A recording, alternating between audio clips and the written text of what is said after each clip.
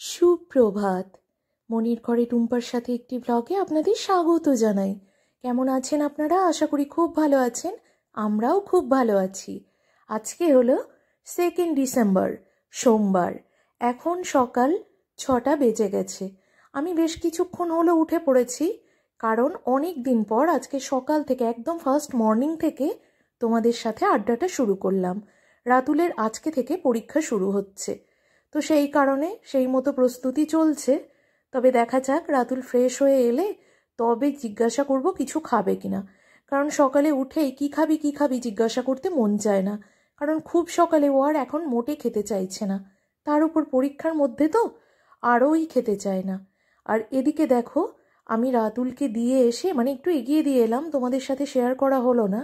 বাপ্পা রাতুলকে দিতে গেছে, কারণ আবারও নিয়ে আসবে সঠিক সময়ে, কারণ স্কুল টাইমের আগে ছুটি হবে, সেই কারণে বাপ্পা নিয়ে গেছে। তো কয়েকটা মাত্র ফুল পেয়েছি, ফুলটুকু এনে রাখলাম। আর এই জায়গাটা আবারও আগের জায়গায় ফিরিয়ে দেব ভাবছি, কারণ এইভাবে রেখেছি, কিন্তু এইভাবে রেখে না আমার অসুবিধা হচ্ছে। এইভাবে রাখবো ভেবেছিলাম অনেক দিন আগেই, কিন্তু এই ধারে পড়ে গিয়ে জিনিসটা খুবই অসুবিধা হচ্ছে। তো দেখি কয়েকটা দিন রাখবো, রেখেছি যখন, আর না হলে আবার অন্যরকমভাবেও রাখতে পারি। এদিকে ঘুগনিটা একটু রয়ে গেছে, রেখে দেব, সকালে আর কেউ কিছু খাবো না। আর দুপুরে রান্না বান্নার কিছু আয়োজন আমি করেই নিয়েছি। এখানে আলুর টকটা হয়ে গেছে, যেহেতু মাছের ঝোল বানাবো ঠিক করেছি, সেই কারণে আলুর টক একটু বানিয়েছি। আলু মূলো দিয়ে, যেটা তেঁতুল দিয়ে শুধু টক বানানো হয়, মিষ্টি ছাড়া আর কি, যেটা বাপ্পা ভীষণই ভালো খায় সেটাই। আর এখানে বানাচ্ছি উচ্ছে চচ্চড়ি। উচ্ছে চচ্চড়িটা বেশ ভালো একটা খাওয়ার, যাদের মুখে স্বাদ নেই, খেতে ইচ্ছে করছে না কিছু, বা এই সময় ঠান্ডা সর্দি জ্বর জ্বালা তো লেগেই আছে, এই সময়ের মুখরোচক তেতো একটা সবজি বলা যেতে পারে, যেটা খেলে কিন্তু মুখটাও ছেড়ে যায় আর খেতেও ভালো লাগে, তার সাথে সাথে তেতো জিনিসটাও আমাদের শরীরে যায়। তো সেই রকমই একটু সর্ষে কাঁচা লঙ্কা দিয়েই বানিয়েছি, শুধু সর্ষে শেষে একটু পোস্ত ছিটিয়ে ভেজে নিয়েছি, যেটা আমার ভীষণ ভালো লাগে। আর এদিকে চলো এবার মাছের ঝোলটা বানাবো। তার জন্য মাছটা আগে থেকে নুন হলুদ মেখে রেখেছিলাম, এবারে একে একে ভেজে নেব। রাতুল যেহেতু সকালে কিছুই খেয়ে যায়নি, সামান্য একটু লিকার চা আর 2টো বিস্কিট তাও জোর করে দিয়েছি। তো সেই কারণে ভাবছি যত তাড়াতাড়ি রান্নাটা আমি শেষ করতে পারবো, রাতুল ফিরলে পরে ও স্নান সারতে সারতে আমি ভাতটা রেডি করে নিতে পারবো। কারণ 11টা 5-এর মধ্যে পরীক্ষা শেষ হওয়ার কথা ছিল, কিন্তু 2টো পরীক্ষা আবার 3 ঘন্টার হবে, সেই কারণে আজকে হয়তো বা একটু দেরি হবে। যতটুকুই দেরি হোক 12টার মধ্যে ঠিক বাড়ি চলে আসবে। তো সেই কথা ভেবেই একটু তাড়াহুড়োর মধ্যেই রান্নাটা সারছি, কারণ ছেলে এসে দাঁড়িয়ে থাকবে বা খিদে পাবে, সেটা মোটেও সহ্য হবে না। আর যদি ওরা বাইরে কিছু খেয়ে আসে সেটা আলাদা ব্যাপার, কারণ পরীক্ষার মধ্যে তো আশা করি বাইরে কিছু খাওয়াবে না বাপ্পা। এবার রাতুল যদি বলে যে খুব খিদে পেয়েছে, তখন তো খেতেই হবে, কারণ পরীক্ষার মধ্যে রাতুলের যতটা টেনশন হচ্ছে আমারও হচ্ছে। রাতুল একটু চাপে আছে বইকেও, যতই মুখে না বলুক, কারণ রাতুল কিচ্ছু খেলো না। আমি বললাম একটু ছাতুর শরবত বানিয়ে দিই, কিন্তু খেলো না। এবার বলো তো বন্ধুরা, পরীক্ষার মধ্যে যদি পেটে ডাক দেয় তখন কি আর পরীক্ষা ভালোভাবে দিতে পারবে? পরীক্ষাটা হয়তো দিতে পারবে, কিন্তু ছেলের তো কষ্ট হবে। এই 7-5 ভেবেও ছেলের কাছে একটু কথা শুনেছি যে তুমি একটু থামো, আমার কোনো অসুবিধা হবে না, তুমি ফালতু টেনশন করছো। এই যে চলো কে এলো দেখি। কে?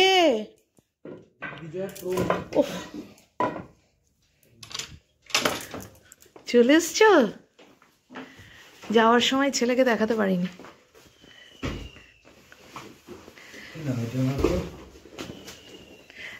একবার দেখা, তোকে একবার দেখাই দে, পুরো অন্ধকার আসছে, একবার অন্ধকার আসছে, একবার দেখা তোকে। কি আছে এটা? তো চলো, এখানে দুপুরের রান্নাবান্না রেডি। ঠিক বলেছি, রাতুল সেভাবে কিছুই খায়নি, তো সেই জন্য আমি আগে ওর ভাতটা বেড়ে নিয়ে ওকে খাইয়ে দেব। তো ভাতটাই বেড়ে নিচ্ছি। এই যে দেখো, উচ্ছে চচ্চড়ি একটু দিয়েছি, আর ওকে একটু খাইয়ে দেবো এই কারণে বলছি, কারণ এত তাড়াতাড়ি না খেতে চায় না ছেলেটা। আর দেখো কি বলছে, খাইয়ে দিতে না করছিল, এখন খাবে না। আমি একটু জোর করেই খাওয়াচ্ছি, সব খাবারটাই ভীষণ গরম। ভালো হয়েছে না? গুড ইভিনিং ফ্রেন্ডস, চলে এসেছি সন্ধ্যাবেলার মা ছেলের একটু কফি আর বিস্কিট নিয়ে। চলো এবার কোয়েশ্চেনটা একটু দেখা যাক, কারণ যেহেতু এই সাবজেক্টটা আমি একটু দেখানোর চেষ্টা করি, তো সেখানে একটু আলাদা একটা আবেগ রয়েছে বই কি, বা উৎসাহও রয়েছে বলতে পারো, যে কেমন ছেলে লিখলো, কেমন উত্তর দিতে পারলো, এই সব কিছু মিলিয়ে মিশিয়ে কিছুটা টাইম আমি ছেলের থেকে নিয়ে নেবো, কারণ আগামীকাল আবারও এক্সাম রয়েছে। আলুর পরোটা বাটার মাখিয়ে দেয় জানো না? জানি, কিন্তু তোর স্কুল চলছে এখন।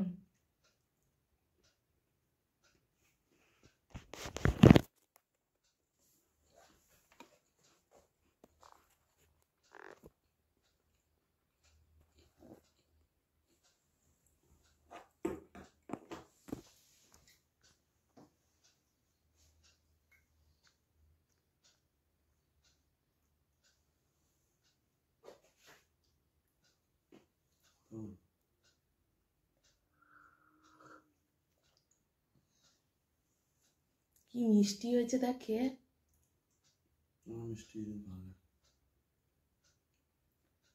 চাচ কফিতে মিষ্টি। দুপুরে এসে অনেকটা পরিমাণে ঘুমিয়ে গেছিলাম জানো তো, খুব ডিপ ঘুমিয়ে গেছিলাম কি বলবো। তো সেই কারণে এখন একটু চোখ মুখটা ফোলা ফোলা লাগছে, আমার নিজেরই কেমন একটু মাথাটা ঘুরঘুর করছে। অনেকক্ষণ যাবৎ ঘুমালে আমার এইরকম একটু সমস্যা হয় জানো তো বন্ধুরা। তো চলো কোয়েশ্চেনগুলো দেখি। অমলকান্তি সে সব কিছু হতে চায়নি, সে রোদ্দুর হতে চেয়েছিল। এই কোয়েশ্চেনটা আমি ভেবেছিলাম, এই রোদ্দুর হতে চেয়েছিল, এটা দারুণ, শুনতেও সুন্দর। এ বাবা, এটা তো দারুণ এসছে, চলিত ভাষায় লেখো এটা। সহজ না, কথাটা শুধু দেখ, পরীক্ষায় প্রশ্নগুলোই নয়, প্রশ্ন মনে দাগ কেটে যাবে। সেই লোকই নিজের জীবনকে সুন্দর করিতে পারিয়াছে, যে তাহাকে সংযত করিয়াছে।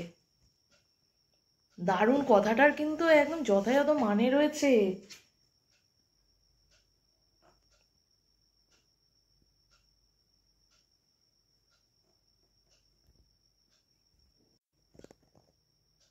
প্রশ্নপত্র মেলাতে বসেছি, মা ছেলে।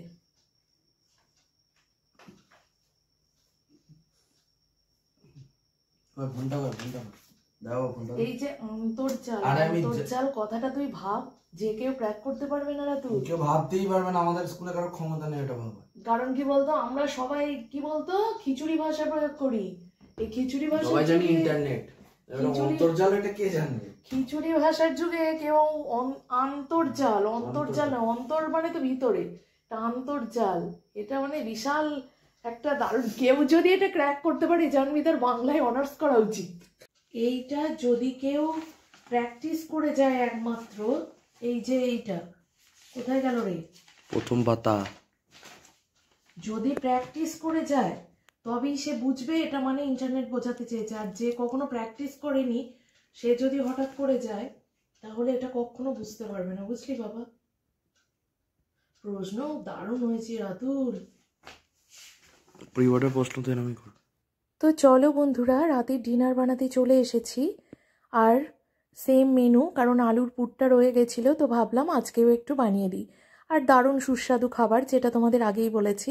তবে বন্ধুরা মনে হচ্ছে রেসিপিটা আমার ভয়েস দিতে গিয়ে একটু অসুবিধা হয়েছে, মানে তোমাদের বুঝতে অসুবিধা হবে আর কি। তো ভাবছি নেক্সট দিন যেদিন বানাবো সেদিন একবার ভালো করে তোমাদের ভিডিওটা আরও একবার বলে দেব। তো তোমরা যারা আমার রেসিপি পছন্দ করো তারা অবশ্যই এই প্রসেসে তখন বানিয়ে নিতে পারবে। আশা করি যেটুকু বলেছি বানাতে অসুবিধা হবে না, কারণ আমরা কম বেশি সবাই শেফ আছি, তো সেই কারণে। আর চলো বন্ধুরা, একটু পরপর পরোটাগুলো বানিয়ে নিই, দিয়ে একটু বসবো, কারণ এখনই আমরা খাচ্ছি না, এখন রাতুলকে খেতে দিয়ে দেবো। কারণ রাতুলের ওই যে আলুর পরোটা গরমা গরম আবার তর্স হয়। আর এই যে দেখো অতিরিক্ত পরিমাণে পুর হয়েছে আজকে আবার, মানে যতটা পুর বেঁচে ছিল সেটা আজকে আরও একটু বেশি বেশি দিয়েছি, ফলে সাইডগুলো আরও বেশি ফেটে গেছে, তবে খেতে ভারী সুন্দর হয়েছে। এই যে একটু বেরিয়ে যায় আলুর পুরটা, তারপর পরোটার গায়ে লেগে থাকলে ভাজার পর না দারুণ লাগে। সেটার সাথে একটু বাটার মিশিয়ে খেলে আরও সুন্দর লাগে, কারণ আলুর পরোটা বা যে কোনো পরোটা মানে ভেজ কোনো একটা জিনিস দিয়ে সবজি দিয়ে পরোটা বানালে একটু বাটার মাখিয়ে খেতে বেশি ভালো লাগে।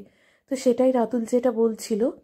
তো সেই রকম পরপর পরোটাগুলো চলো সেঁকে নিই, রাতুলকে একে একে খেতে দিতে থাকি, তারপর আমরাও খেয়ে নেব। এদিকে আমার খাওয়া দাওয়া শেষ হয়ে গেছে, তো ভাবলাম একটু গ্যাসটা পরিষ্কার করার ভিডিওটা তোমাদের সাথে শেয়ার করি।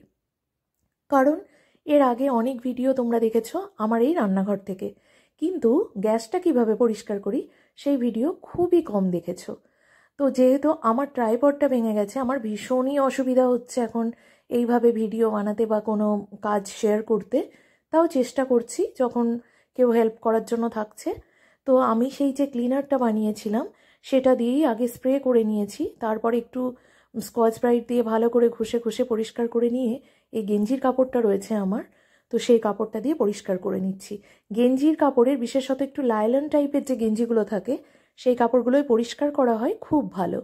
তো সেই কাপড়টা দিয়ে ভালো করে বারবার জলে বদলে বদলে ধুয়ে আবার ভালো করে মুছে নিচ্ছি। আর এত সুন্দর পরিষ্কার হয়, একটুকু তেল চিটে থাকে না।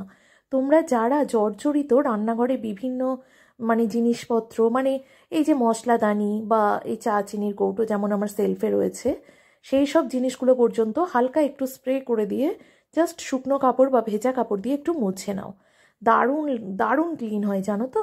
আর এদিকে সব পরিষ্কার করে আসার পরে আমি বসে গেছি আমার মেডিসিন নিয়ে। পরপর 3টে মেডিসিন রয়েছে দেখলে বন্ধুরা। তো গলার ব্যথাটা হালকা হালকা একটু কমছে, একটু সহ্য করি, দেখি এই ওষুধটা শেষ হলে আর এখন ওষুধ খাবো না। তো আমরা দুজনেই এখন এখানেই রয়েছি রাতুলের কাছে, কারণ রাতুল এখন পড়বে। আমরা খাওয়া দাওয়া শেষ করে একটু এখানে বসবো, তারপর শোয়া তো এখনও অনেক ঢের দেরি। তাহলে বন্ধুরা, টুম্পার বকবক আজকের মতো এইটুকুই। তোমরা সবাই খুব ভালো থেকো, সুস্থ থেকো, নিজের শরীরের খেয়াল রেখো, আর অবশ্যই হাসি মুখে থেকো। পজিটিভ মাইন্ডে থাকতে ভুললে চলবে না। আমাদের সবাইকে ভালো থাকতে হবে, কারণ বাঁচতে হলে হাসতে হবে। So be positive.